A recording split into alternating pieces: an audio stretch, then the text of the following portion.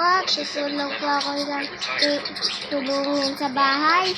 Tapos po, promise po, hindi na po ako magpapaaraw. Promise po, hindi na po ako kahit kailan.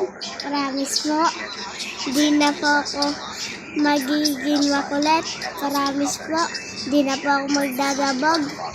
Promise po, titibla ko na ng daddy si Amara. Promise po, hindi na po ako susunod. Tutulungan po kita sa gawain ng bahay si Mami. Tapos promise po, magmama po ako. Tapos promise po, maglilinis po ako ng mga